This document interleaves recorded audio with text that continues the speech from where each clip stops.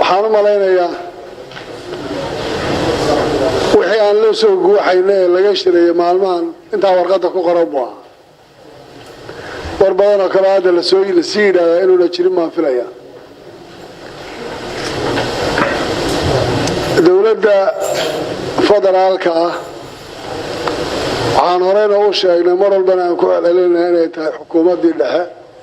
ee Soomaaliya mas-uuliyaad badan ay ka saaran yihiin waddanka horsocodkiisa iyo amnigiisa iyo waxqabashadiisa lagana doonayo inay ka soo baxaan mas-uuliyadda saaran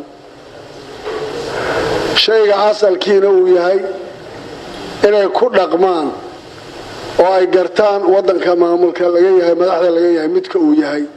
waan ku celcelinayaa arigaas in la garto waddanka mas-uuliyaddu ay ka saaran tahay midka uu yahay sida loola dhaqmayo boogaha uu leeyahay wax ummadiisu ay u baahan tahay waxaan arkayaa sida communiquega ku cad dowladdu mas-uuliyadda madaxtinimo way sheeganaysaa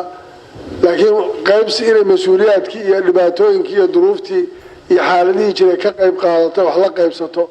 waxay ka doorbiday inay xamar ku ururiso inta maamulka xukuumadda federaalka hay-adaheeda oo wixii soo baxa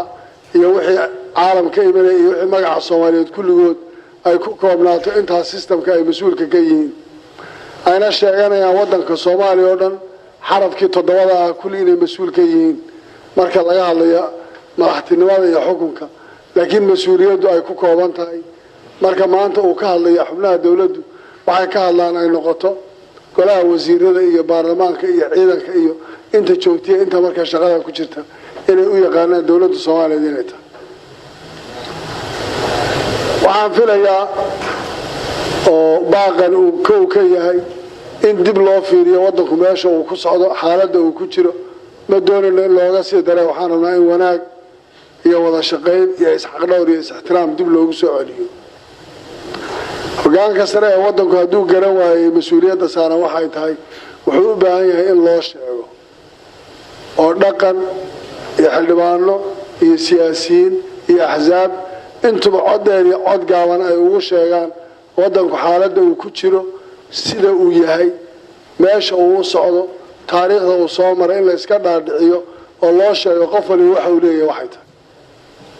tahay ay noqoto inaan waddanku ku dhici karaynin gabidhac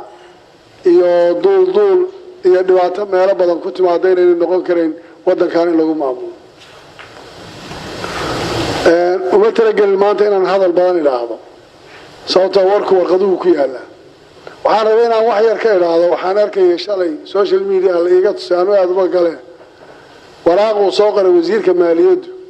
oo xisaab celin laga rabo dowlad goboleedyada taasoo loo tusayo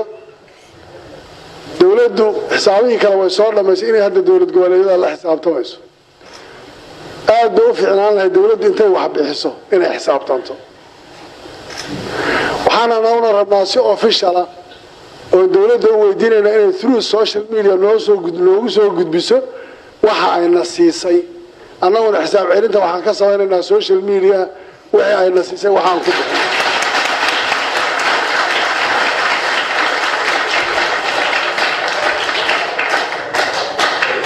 inta waxaa laga yaabaa waxaa laga yaabaa dadka inay tuhum galo oo la yidhaahdo war madaxda waxaa loo sheegaya xisaab celinta laga rabaay ilaa waddanka waxaa la maqlayay 50 milyan baa sacuudigu ku deeqay 4 milyan bay bishii qadar keentaa boorso lagu keenaa turkigu special support buu bixiyaa dowlado kale intan ay ku soo deeqaan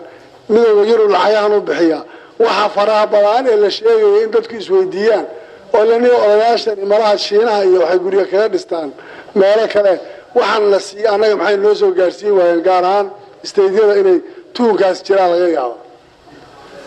waxaan rabaa inaan idiin sheego dowladda soo beeniso lacag 50 milyan oo sacuudiga laga keenay milyan baa isteediyada laga siiyay waa dhaweynaya 500 baa shirkii Baydhabo lagu soo dhigo magacyo kale loo bixinay isteediyada qaar 150 hooyo ku go'o lagu daba ordaa laga bixiyaa oo aan gaarin qaar koodna waxba lama siiyaan ha ku soo dareen xataa 100 kun oo markaan shirarka xamar ku tagnay hoteelada iskaga bixiyo la oranayo fadlan wasiirka maaliyadda Jubbaland waxaan ka rabaa inuu wasaaradda maaliyadda through social media ugu qoro lacagaha ay soo diraan xisaab celin kale lagu sameeyo lacagta markaa annaga lagu baxday ee la sheegayo dawladdu ha soo cadayso shacabka Soomaaliyeed waxa xakam loo noqonayo meediyaha isaga afayeenkooda amiin caamir haday rabaan ku darsadeen ciiday rabaan u soo dhiibteen marka ma rabin inaan hadal badan laakiin waxaan rabay xisaab celinta ma rabin inaan diyaar u nahay waxaan noo soo direen hala soo diro waxa kale waan u direynaa aad baad u mahadsantihiin waxaan ku soo dhaweynayaa gudoomiye ku-xigeenka golaha waare qolada